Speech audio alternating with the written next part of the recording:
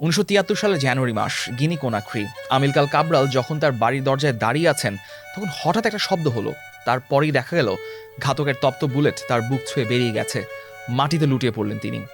কাবরাল ছিলেন সেই দূরদর্শী স্বপ্নদ্রষ্টা যিনি আটলান্টিক মহাসাগরের বুকে জেগে থাকা কাবো ভের্দে দ্বীপপুঞ্জকে পর্তুগিজ ঔপনিবেশিক শাসনের জঞ্জাল থেকে মুক্ত করার স্বপ্ন দেখেছিলেন, যিনি জীবনের প্রত্যেকটা সেকেন্ড উৎসর্গ করেছিলেন সেই লাল নীল সাদা পতাকার জন্য। কিন্তু নিয়তির কি নির্মম পরিহাস! নিজের চোখে ওই পতাকাটার স্বাধীন পথপথ করে ওড়াউড়ি তিনি দেখে যেতে পারেন নাই। ঠিক 2 বছর পরের গল্প, 5 জুলাই 1975 সাল।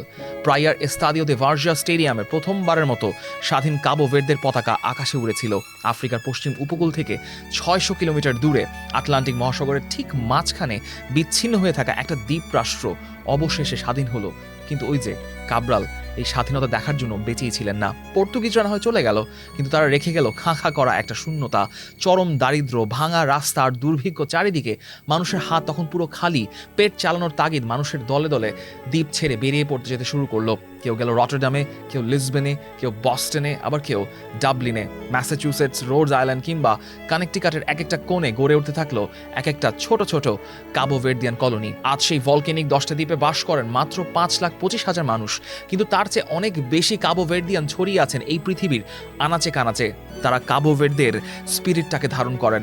এই মানুষগুলো নিজেদের জন্মভিটা ছেড়েছিলেন ঠিকই, কিন্তু তাদের ওই স্পিরিটটা নিজের মাতৃভাষা ক্রিওলোকে ছেড়ে যাননি এবং বুক থেকে মুছে ফেলেননি নিজেদের চিরন্তন সংস্কৃতি মোরাবেজা। এই মোরাবেজার অর্থ কি? মোরাবেজা কাবো ভের্দিয়ান কোনো সস্তা স্লোগান না, বরং এটা তাদের দর্শন। এর অর্থ কেবল বুক ফুলিয়ে নো স্ট্রেস বা কোনো দুশ্চিন্তা নই বলা নয়, প্যারা নাই চিল বলা নয়। শতাব্দীর দাসত্ব আর দুর্ভিক্ষের তপ্ত আগুনে পুড়ে জন্ম নেওয়া একটা অদম্য মানসিকতার নাম হচ্ছে এই মোরাবেজা, এবং এটাই কাবো ভের্দিয়ান পরিচয়। একটা গোটা দেশ যেভাবে বিশ্বময় ছড়িয়ে পড়েছিল, কিন্তু তারা কখনো হারিয়ে যায়নি, বিচ্ছিন্ন হয় নাই। এবং কাবো ভের্দের ফুটবলের যাত্রাটা শুরু হয়েছিল একদম শূন্য থেকে। বলার মতো তাদের কোনো স্টেডিয়াম ছিল না কোনো ন্যূনতম অবকাঠামো। তাদের সমস্ত খেলোয়াড় ছড়িয়ে ছিটে খেলতেন ইউরোপ আর আমেরিকার অখ্যাত সব ক্লাবগুলোতে। বছরের নির্দিষ্ট কোনো আন্তর্জাতিক বিরতিতে তাদের এক সুতোয় বেঁধে মাঠের সবুজ ঘাসে নামানোটাই ছিল ফুটবল ফেডারেশনের জন্য সবচেয়ে বড় চ্যালেঞ্জ। কিন্তু মোরাবেজা যাদের ধমনীতে মিশে আছে, যাদের রক্তে মিশে আছে, তাদেরকে আটকে রাখা যায়? ধীরে ধীরে খুব একটা পরিবর্তন আসতে শুরু করলো, যেটাতে একটা পরিবর্তনের আভাস পাওয়া যাচ্ছিল। 2013 সালে সবাইকে চমকে দিয়ে কাবো ভের্দে প্রথমবারের মতো আফ্রিকা কাপ অফ নেশনসে খেলার যোগ্যতা অর্জন করে। দক্ষিণ আফ্রিকার মাটিতে অনুষ্ঠিত সেই টুর্নামেন্টে তারা কেবল অংশগ্রহণই করেনি, রীতিমতো গ্রুপ পর্বের বাধা পেরিয়ে কোয়ার্টার ফাইনালে পৌঁছে যায়। পুরো আফ্রিকা মহাদেশ অবাক বিস্ময়ে তাকিয়ে দেখে এই ছোট্ট দ্বীপরাষ্ট্রের ফুটবলীয় ম্যাজিকটা। তারপর আসে সেই বহুল প্রতীক্ষিত রাত, 2013-14 সালের বিশ্বকাপের বাছাই পর্ব। কাবো ভের্দে নিজেদের গ্রুপে চ্যাম্পিয়ন হয়েছে। তুনিজিয়াকে হারিয়ে তারা পৌঁছে গেছে প্লে অফের চূড়ান্ত রাউন্ডে। ইতিহাস তখন গড়া, মাত্র সময়ের অপেক্ষা। কিন্তু ঠিক তখনই কাবো ভের্দের উপর একটা অভিশাপ নেমে আসলো ফিফার একটা অফিসিয়াল খড়গ। ফিফা জানালো যে আগের ম্যাচে কাবো ভের্দের ডিফেন্ডার ফের্নান্দো ভারেলা মাঠে নেমেছিলেন, অথচ কার্যজনিত সমস্যার কারণে তিনি তখন নিষিদ্ধ বা সাসপেন্ডেড ছিলেন। ফেডারেশন খুব মামুলি একটা ভুল করলো, কিন্তু সেই মামুলি ভুলের খেসারতটা দিতে হলো খুব বড় আকারে। মুহূর্তের মতো বদলে গেল ম্যাচের ফলাফল। কাবো ভের্দের জয় বাতিল করে তিউনিজিয়াকে বিজয়ী ঘোষণা করা হলো। তিউনিজিয়া প্লে অফে চলে গেল, আর কাবো ভের্দে চোখের জলে সেখান থেকে বিদায় নিল। যদি সেদিন তারা প্লে অফটা পার করতে পারতো, তবে তৎকালীন ইতিহাসের সবচেয়ে ক্ষুদ্রতম দেশ হিসেবে তারা বিশ্বকাপে পা রাখতো। কিন্তু একটা ভুলে সবকিছু তাদের মাটিতে ধূলিসাৎ হয়ে গেল। ফেডারেশনকে জরিমানা গুনতে হয়েছিল 6,000 সুইস ফ্র্যাঙ্ক। কিন্তু তার চেয়েও বড় কথা, সেদিন 5.5 লাখ মানুষের হৃদয়ে একটা বড় ক্ষত তৈরি হয়েছিল এবং তাদের স্বপ্নটা ভঙ্গ হয়েছিল। কিন্তু কাবো ভের্দে ঘুরে দাঁড়াতে জানে, বিকজ মোরাবেজা কোনো প্যারা নাই, একদম চিল। 2020 সালে দলের দায়িত্ব নিলেন তাদেরই একজন, তার নাম পেদ্রো লেইতাও ব্রিতো। তাকে ভালোবেসে এবং ফুটবল বিশ্ব তাকে চেনে বুবিস্তা নামে। তার জন্মস্থান বোয়াভিস্তাতে, সেখান থেকেই বুবিস্তা। এবং সেই দ্বীপের মানুষগুলো ক্রেওলো ভাষায় কথা বলেন বলেই সেটার একটা ডাকনাম ছিল এই বুবিস্তা। বুবিস্তা নিজেও 90 আর 2000-এর দশকে কাবো ভের্দের হয়ে মাঠ কাঁপিয়েছেন। দলের আর্মব্যান্ডও ছিল তার এই বাঁ হাতে। তিনি খুব ভালো করেই জানতেন এই দলের নীল লাল জার্সিটার মাহাত্ম্য কতটুকু গভীর, এবং তিনি জানতেন মোরাবেজার আসল শক্তিটা কোথায়। দলের দায়িত্ব নিয়ে তিনি যে নিয়মটা করলেন তা হচ্ছে কোনো ফুটবলীয় কৌশলের ধার ধারে না। তিনি নির্দেশ করলেন ট্রেনিং সেশন, ট্যাকটিক্যাল ক্লাস এবং টিম মিটিংয়ে কোনো ইংরেজি, ফরাসি বা পর্তুগিজ ভাষা নয়, সবাইকে কথা বলতে হবে নিজেদের মাতৃভাষা ক্রিওলোতে। রটারড্যামে জন্ম নেওয়া বিদেশ বিভূতির ছেলেরা ভাঙা ভাঙা ক্রিওলো শিখলেন, ডাবলিনে বড় হওয়া তরুণরা ডিকশনারি হাতড়ালেন, কারণ বুবিস্তা জানতেন এটা কেবল একটা ভাষা নয়, এটাই তাদের পরিচয়, যে পরিচয় তাদের মাঠের ভেতর একটা অবিচ্ছেদ্য পরিবারে রূপান্তর করবে। আর বুবিস্তা নিজে এতটাই বিনিয়োগ ছিলেন যে প্রত্যেকটা ম্যাচের শুরুর আগে প্রতিপক্ষ দলের কোচের হাতে পরম শ্রদ্ধায় তুলে দিতেন নিজেদের দেশের একটা উপহার। এই বুবিস্তার দলেই খেলেন রবার্তো পিকো লোপেজ। পেশায় তিনি শ্যামরক রোভার্সের একজন ডিফেন্ডার। একদিন পিকো লোপেজ লিঙ্কডইনে একটা অদ্ভুত মেসেজ পেলেন। মেসেজটা এসেছিল পর্তুগিজ ভাষায় এবং মেসেজটা পাঠিয়েছিলেন কাবো ভের্দে ফুটবল অ্যাসোসিয়েশনের সাবেক কোচ রুই আগুয়াস। কিন্তু যেহেতু পর্তুগিজ ভাষায় মেসেজটা পাঠানো হয়েছিল, সেটাকে স্প্যাম বা ভুয়া মনে করে ওই পিকো লোপেজ সেটাকে ওই 9 মাস অবহেলাই করে রাখলেন। কিন্তু 9 মাস পর আবারও তাকে নতুন মেসেজ পাঠানো হলো, সেটাও ছিল ইংরেজিতে। সেই মেসেজে তাকে কাবো ভের্দের হয়ে খেলার জন্য অনুরোধ করা হলো। তারপর তিনি সেটা গুগল ট্রান্সলেট করে বুঝতে পারলেন যে তাকে কাবো ভের্দের জাতীয় দলের হয়ে খেলার প্রস্তাব দেওয়া হয়েছিল। তার ক্লাব শ্যামরক রোভার্সে উৎসবের আমেজ দেখা গেল। তাদের ক্লাব থেকে একজনকে জাতীয় দলে ডাকা হয়েছে, সেটা হতে পারে কাবো ভের্দে, কিন্তু সেই কাবো ভের্দের কলটা পিকো লোপেজ নিয়েছিলেন। এবং পিকো লোপেজ কে সেটা আপনি এতদিনে জেনে গেছেন। পিকো আয়ারল্যান্ড ছেড়ে কাবো ভের্দের জার্সিতে নামটা লেখালেন। দ্বীপে এসে প্রথমবারের মতো দেখা করলেন তার সেই 98 বছর বয়সী দাদার সঙ্গে। পর এক সাক্ষাৎকারে আবেগাপ্লুত হয়ে পিকো বলেছিলেন, every day I feel a bit more Cabo Verdean. ঠিক একই রকম একটা টান কাজ করেছিল দলের 37 বছর বয়সী ফুটবলার স্টোপিরার ক্ষেত্রে। ক্যারিয়ারের একদম শেষ দিকে যখন তিনি ফুটবলকে বিদায় জানিয়ে দিবেন করছিলেন, ঠিক তখনই তাদের কোচ বুবিস্তা তাকে ফোন করে বললেন, স্টোপিরা তোমাকে আমাদের লাগবে। স্টোপিরা নিজের বুটজোড়া তুলে না নিয়ে বরং সে বুটজোড়া আবার পরে ফেললেন, ফিরে এলেন এবং দেশ ও মাটির ডাক তিনি উপেক্ষা করেন নাই। 12 অক্টোবর 2025 সাল, ঠিক এক বছর এরও কম সময়ের আগের কথা।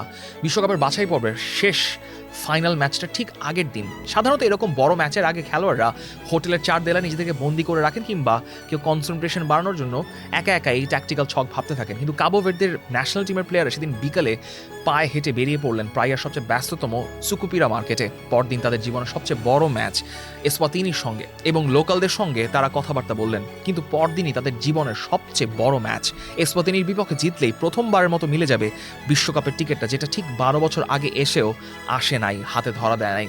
তারা বাজারে আগের দিন ঘুরে বেড়াচ্ছেন, সাধারণ দোকানিদের সাথে গল্প করছেন, সেলফি তুলছেন।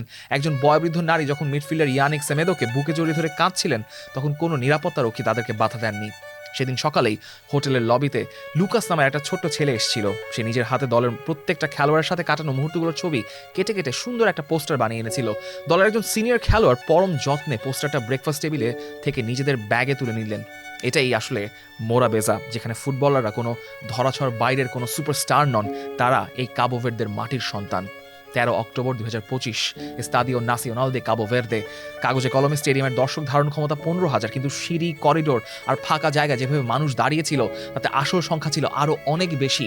এবং স্টেডিয়ামের বাইরে সে সংখ্যার হয়তো ওই 5,25,000ই। ম্যাচের টিকিট কোনো বিলাসবহুল কাউন্টার নয়, বরং বিক্রি হয়েছিল প্রায়ার লোকাল পেট্রোল পাম্প আর পেস্ট্রির দোকানে। বস্টন থেকে জিটো দি পেনিয়া নামের এক সমর্থক কেবল এই ম্যাচটা দেখার জন্য বিমানে চড়ে রওনা দিয়েছিলেন। তার ফ্লাইটে আরও 50 জন কাবো ভের্দিয়ান ছিলেন, যাদের সবার গন্তব্য ছিল এই কাবো ভের্দের স্টেডিয়ামটা। খেলার প্রথমার্ধ শেষ হলো 0-0 গোলে। পুরো গ্যালারি তখনও একটা তীব্র স্নায়ুচাপ আর নীরবতায় স্তম্ভকে আছে। তবে কি তিউনিসিয়ার সেই ট্র্যাজেডিটা আবারও ফিরে আসবে? কিন্তু সেকেন্ড হাফে ঠিক 3 মিনিটের মাথায় সব নীরবতা ভেঙে দিলেন লিভরামেন্তো। বল জড়ালেন জালে। স্টেডিয়ামের গগন বিদারী চিৎকারে চারপাশ একবারে কেঁপে উঠল। এবং ঠিক 6 মিনিট পর উইলি সেমেদো, যাকে ওই বৃদ্ধা জড়িয়ে ধরেছিলেন, তিনি করলেন সেকেন্ড গোলটা। ম্যাচের অতিরিক্ত সময় বল পেয়ে 37 বছর বয়সী সেই স্টোপিরা, যিনি অবসর ভেঙে ফিরে এসেছিলেন বুবিস্তার ডাকে দেশের প্রয়োজনে, তার ডান পায়ের শট এসপাতিনির জাল স্পর্শ করলো তখন পুরো দেশ, পুরো দ্বীপ রাষ্ট্র তখন আনন্দে আত্মহারা হয়ে গেছে। স্টোপিরা নিজের জার্সি খুলে ফেললেন ভেস্টটাও।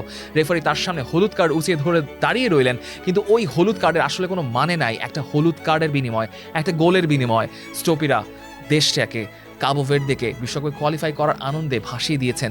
এবং তিনি যে কোন স্বর্গে পুরো কাবো ভের্দেকে নিয়ে দিয়েছেন, তিনি হয়তো কেবল তিনিই জানতেন। ম্যাচ শেষে যখন বুবিস্তা প্রেস কনফারেন্সে কথা বলছিলেন, খেলোয়াড়রা হুড়মুড় করে ভিতরে ঢুকে তার গায়ে ঠান্ডা বিয়ার আর পানি ঢেলে উৎসব করা শুরু করেছিলেন। টিম বাসে তখন যারা উঠলেন, উল্লাসের চোটে বাসটি রীতিমতো দুলছিল।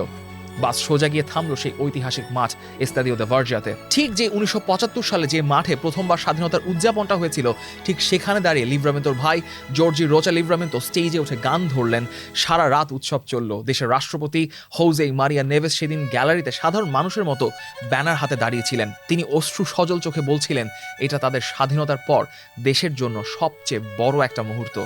BBC স্পোর্টস হেডলাইন করলো biggest thing since the independence for Cabo Verde. প্রায় আর এক হোটেল ব্যবসায়ী সিডনি ইলিয়াস বিবিসিকে তখন বলছিলেন, আগে কাবো ভের্দের মানুষ বিশ্বকাপে পর্তুগালের হয়ে গলা ফাটাতো, এখন তারা নিজেদের দলের জন্য গলা ফাটাবেন। এবং বিশ্বকাপটাও চলে আসলো। প্রথম ম্যাচেই mighty opponents Spain, European champion Lamine ইয়ামালের দল। কাবো ভের্দে অন্তত এই ম্যাচটা এড়িয়ে যেতে পারলেই যেন বাঁচে, বেশিরভাগ মানুষ সেটাই হয়তো ভাবছিলেন। কিন্তু ম্যাচের আগে যুক্তরাজ্যে থাকা 13 বছরের কাবো ভের্দিয়ান এক কিশোরী লরিন সামাজিক যোগাযোগ মাধ্যমে একটা মন্তব্য দেখেছিল সে।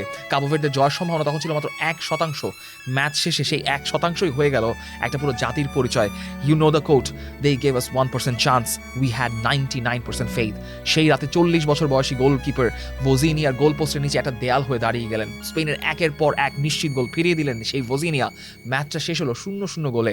পৃথিবী অবাক হয়ে দেখলো যে একটা ছোট দ্বীপরাষ্ট্র, ভয় বলতে তাদের কিছু নেই, কারণ তাদের তো মোরা বেজা আছে। No stress, just chill. তারপর উরুগুয়ে আসলো মায়ামির হার্ড রক স্টেডিয়ামে। কেভিন পিনার দুর্দান্ত ফ্রিকিক থেকে বিশ্বকাপের ইতিহাসে কাবো ভের্দে প্রথম গোল করলো। উরুগুয়ে ম্যাচ ঘুরিয়ে দিল শেষ মধ্যে হেলিও ভেরেলার গোলে 2-2 ম্যাচটা শেষ হলো। উরুগুয়েকে কাবো ভের্দে ঠেকিয়ে দিল। ম্যাচ শেষে মার্সেলো বিয়েলসা মেনে নিলেন ড্রটাই হয়তো ন্যায্য ফল ছিল। শেষ ম্যাচে সৌদি আরবের বিপক্ষে আরেকটা কঠিন লড়াই অপেক্ষা করছিল, কিন্তু সেই ম্যাচটাও তারা গোলশূন্য ড্র করলো। আর তাতেই অন্যদিকে উরুগুয়ে হেরে যাওয়ায় বিশ্বকাপের নকআউট পর্বে ইতিহাসের সবচেয়ে ছোট্ট দেশ হিসেবে জায়গা করে নিল এই কাবো ভের্দে, যারা 2013-14 সালে বিশ্বকাপের কোয়ালিফাই না করতে পারার দুঃখে কেঁদেছিল, যারা এবারও ভেবেছিল এবারও হয়তো হবে না। কিন্তু সৌদি আরবের ম্যাচটার পর মোরা বেজাটা সত্যি হয়ে গেল। কাবো ভের্দে একটা বিশ্বকাপের কোয়ালিফাইং ম্যাচে কোয়ালিফাই করলো এবং 3 জুলাই 2026 সালে তাদের প্রতিপক্ষ কে জানেন? World champion, the raining defending world cup champion Argentina, Lionel মেসির আর্জেন্টিনা। যেই ভোজিনিয়া লিওনেল মেসিকে ফেস করার জন্য মুখিয়ে আছেন। মায়ামির গ্যালারিতে সেদিন শুধু একটা ফুটবল দল থাকবে না, থাকবে Boston, Rotterdam, Lisbon, London, Dublin থেকে উড়ে আসা হাজারো কাবো ভের্দিয়ান, যাদের অনেকেই জন্মভূমি ছেড়েছিলেন পেটের দায়ে, অর্থের দায়। বছরের পর বছর অন্য দেশের জন্য গ্যালারিতে চিৎকার করেছেন। এবারই প্রথমবার নিজেদের পতাকার জন্য তারা গলা ফাটাবেন আর্জেন্টিনার এগেইনস্টে। পরিসংখ্যান বলবে আর্জেন্টিনা এগিয়ে আছে, কিন্তু সব গল্প কি পরিসংখ্যান দিয়ে বলা যায়? আমিলকার কাব্রাল হয়তো কখনো কল্পনাও করেন নাই স্বাধীন কাবো ভের্দের ফুটবলাররা একদিন বিশ্বকাপের নকআউটে আর্জেন্টিনার এগেইনস্টে খেলবে। অথচ আজ সেই দেশের সন্তানরাই এখন সেই বিশ্ব চ্যাম্পিয়নদের চোখে চোখ রাখিয়ে কথা বলবেন। রটারডামের দাইলন লিভারমেন্তো, ডাবলিনের পিকো লোপেজ, লিসবনের স্টিভেন মোরেরো, সবার শরীরে একটাই রক্ত। যে দলটা শুধু একটা ফুটবল দল নয়, এটা একটা জাতির টিকে থাকার গল্প।